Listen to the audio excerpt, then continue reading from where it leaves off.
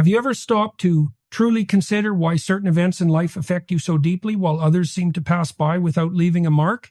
The ancient Stoic philosopher and Roman Emperor Marcus Aurelius devoted much of his life to examining this very question, and his insights reveal a fundamental truth about human existence. Our suffering does not come from external events themselves, but rather from the judgments and interpretations we attach to those events. When Marcus Aurelius wrote those now famous words, "Choose not to be harmed, and you won't feel harmed. Don't feel harmed, and you haven't been," he was articulating a radical perspective on human resilience that challenges our most basic assumptions about pain and adversity. At first glance, this philosophy might appear deceptively simple, even simplistic. But when we examine it more closely, we begin to understand why so many people throughout history have found Stoic wisdom to be profoundly transformative, yet remarkably difficult to practice consistently. The challenge lies not in comprehending the concept intellectually, but in rewiring our automatic emotional responses that have been conditioned over a lifetime of reacting to external stimuli in predictable ways. This is why Stoicism isn't merely a philosophy to be studied, but rather a way of being that must be cultivated through deliberate practice and constant vigilance over our thoughts and perceptions. Before we delve deeper into these transformative ideas, I'd like to invite you to pause for a moment and reflect on your own experiences. Can you recall a recent situation where you felt genuinely hurt or wronged? Now try to examine that experience more objectively. Was the pain you felt truly inherent in the event itself? Or did it stem primarily from the meaning you assigned to what happened, the story you told yourself about why it occurred and what it meant about you or your world? This distinction between event and interpretation is absolutely crucial to understanding Stoic philosophy, and it's this very distinction that we'll be exploring in great detail throughout our discussion today. The Stoic understanding of suffering, a comprehensive examination. The Stoic philosophers developed a remarkably sophisticated psychology of human suffering that remains incredibly relevant nearly 2,000 years later. Their central insight was that while we cannot always control what happens to us in life, we always retain the power to control how we interpret and respond to what happens. This might sound like common sense today, but when we examine our actual lived experience, we find that most of us behave as if the opposite were true. We routinely give external events and other people's actions the power to determine our emotional state, as though our happiness and peace of mind were at the mercy of circumstances beyond our control. Consider this concrete example that illustrates the Stoic perspective with perfect clarity. Imagine two employees who both receive nearly identical critical feedback from their manager during a performance review. The first employee becomes defensive, interprets the criticism as a personal attack, spends days ruminating about how unfair it all was, and ultimately becomes resentful and demotivated. The second employee, while perhaps initially stung by the feedback, steps back to consider whether there might be some truth in the critique, identifies specific areas for improvement, and uses the experience as motivation to develop new skills. The external event was essentially the same for both individuals, but their interpretations, and consequently their emotional experiences and subsequent actions, could not have been more different. Marcus Aurelius would argue that this demonstrates a fundamental truth about human psychology. Pain, in its most basic form, is indeed inevitable. We will all experience physical discomfort, emotional hurts, disappointments, and losses throughout our lives. However, suffering, that prolonged, amplified, often unnecessary anguish that follows pain, is largely optional because it stems not from the events themselves, but from our judgments about those events. This is why two people can experience objectively similar hardships, the loss of a job, the end of a relationship, a health crisis, yet have radically different emotional experiences based on how they choose to process and frame those events in their minds. 4. Transformative Stoic practices for developing unshakable resilience. 1. Cultivating mastery over the mind, the foundation of Stoic practice. When Marcus Aurelius referred to the mind as the ruler of the soul, he was expressing a concept that appears in various forms across many wisdom traditions. The understanding that our thoughts shape our reality in the most fundamental way possible. The Buddhist tradition similarly teaches that nothing precedes the mind, meaning that all our experiences are filtered through and shaped by our perceptions before we ever react to them emotionally or behaviorally. This insight has profound implications for how we approach challenges in our lives. Consider the experience of chronic physical pain, which provides a particularly clear example of how our mental interpretations can amplify or diminish suffering. Medical research has shown that patients who develop fear and anxiety about their pain, who constantly worry that it might worsen, who see it as a threat to their identity or future, typically experience significantly more suffering than those who learn to observe the sensations with more detachment. The actual physical sensations may be similar, but the mental and emotional experience differs dramatically based on how the mind processes and interprets those sensations. This explains why two people with similar medical conditions can report vastly different levels of suffering, not because their physical pain differs in intensity, but because their mental relationship to that pain differs profoundly. Marcus Aurelius offered specific guidance for developing this mental discipline. Let the judging part of your mind remain undisturbed, even when your body is subjected to intense discomfort. Come to understand that events themselves, whether we conventionally label them as good or bad, are ultimately neutral in their essence. It is only our judgments that give them emotional power over us. 2. The discipline of desire, aligning our wants with reality. Marcus Aurelius devoted significant attention to what Stoics called the discipline of desire, the practice of carefully examining and often recalibrating what we want from life to bring our desires into harmony with nature's fundamental truths. This aspect of Stoic practice requires us to confront some uncomfortable realities about human existence that most of us spend considerable energy avoiding or denying. At its core, this discipline asks us to recognize that much of our suffering stems not from life's inevitable hardships themselves, but from our stubborn insistence that reality should conform to our personal preferences rather than the other way around. When we examine this concept deeply, we begin to see how our culture actively works against this wisdom. Modern consumer society constantly bombards us with messages suggesting that we deserve perfect comfort, constant pleasure, and complete control over our circumstances. Advertising tells us we shouldn't have to tolerate discomfort, inconvenience, or frustration.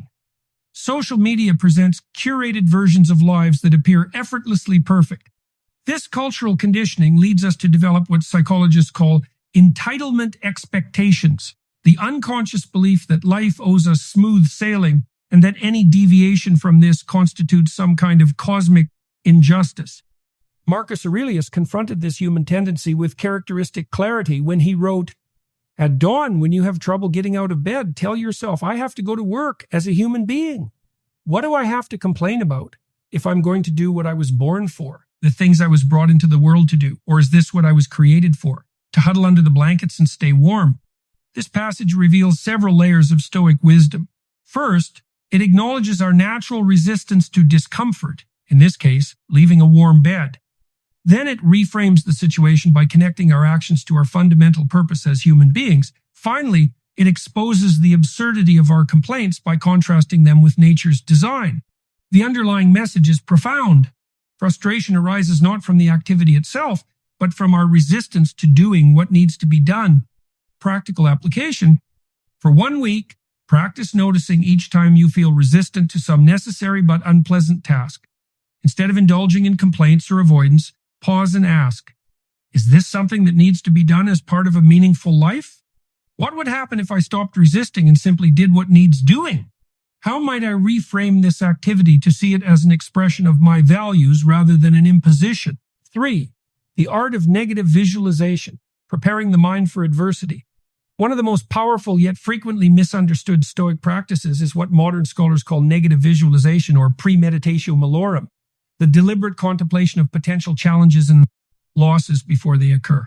This practice has nothing to do with pessimism or anxious worrying, but rather represents a methodical form of psychological preparation that builds emotional resilience by systematically reducing the shock and disorientation that typically accompany life's inevitable difficulties.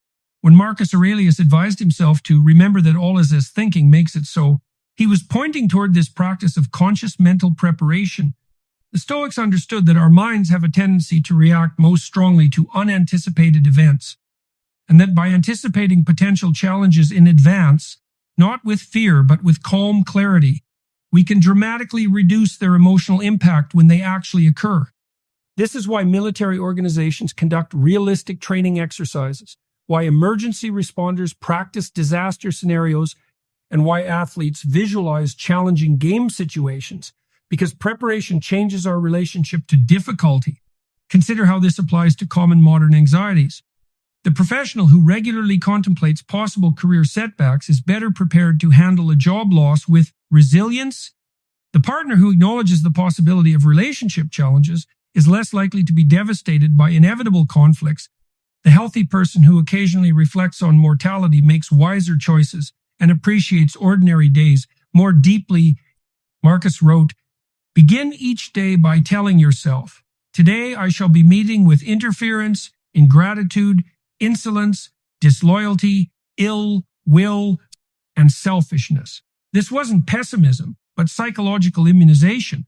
By expecting these challenges, he prevented them from catching him off guard emotionally. Transformative exercise. Set aside 10 minutes each morning to identify one valued aspect of your life: health, relationship, career, etc. Imagine specific ways this could be challenged or lost.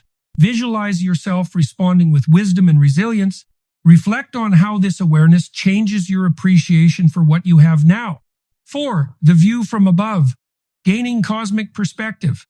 One of Marcus Aurelius' most profound and recurring mental exercises was what scholars now call the view from above, the practice of mentally zooming out from one's immediate circumstances to consider them from a cosmic or historical perspective.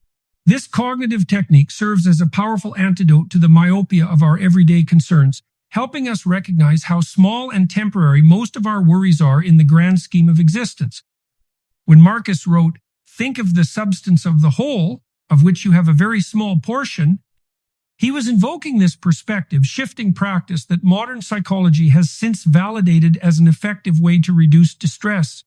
Contemporary research on self-distancing, the practice of viewing one's situation from an external perspective, shows that it leads to wiser reasoning, better emotional regulation, and more adaptive behavioral choices. The Stoics were practicing an ancient form of what science now confirms as beneficial psychological distancing. Consider how this applies to common modern stressors. A workplace conflict that feels all-consuming in the moment becomes insignificant when viewed as one small episode in a decades-long career. Financial worries take on different proportions when considered against the backdrop of human history's genuine hardships.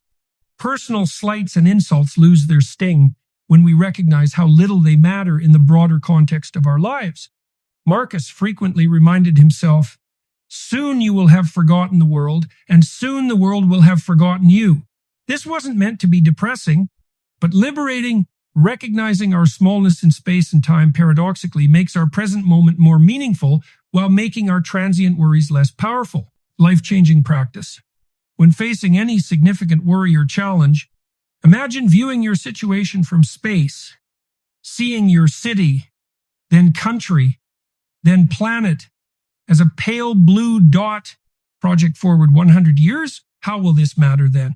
Consider how many people have faced similar challenges throughout history. Ask, what would my wisest future self advise me about this? Conclusion: the path to unshakable resilience. As we bring our exploration of Marcus Aurelius' wisdom to a close, we must recognize that Stoicism offers not merely intellectual concepts, but a comprehensive way of being that requires ongoing practice and commitment. The true power of these teachings emerges not from reading about them, but from the daily discipline of applying them to our actual lives with consistency and courage. The modern world presents unique challenges that test our resilience in ways Marcus couldn't have imagined. The constant connectivity that breeds anxiety, the consumer culture that fuels dissatisfaction, the media ecosystems that amplify fear and outrage. Yet the fundamental human experience remains unchanged. We still grapple with pain, loss, uncertainty, and mortality, just as humans always have. This is why Stoic philosophy remains so remarkably relevant centuries after it was first articulated. Marcus Aurelius left us with this essential truth: you have power over your mind, not outside events. Realize this, and you will find strength. This simple statement contains the seed of genuine psychological freedom. When we stop trying to control the uncontrollable and instead focus our energy on mastering our perceptions and responses, we discover an unshakable foundation that no external circumstance can destroy. Final challenge. For the next 30 days, commit to one Stoic practice. Morning preparation for the day's challenges, evening reflection on your responses, regular contemplation of life's impermanence, conscious reframing of difficulties as opportunities. Measure the changes in your resilience, peace of mind, and overall quality of life. The proof of philosophy is in the living of it. As Marcus would remind us, waste no more time arguing what a good person should be. Be one.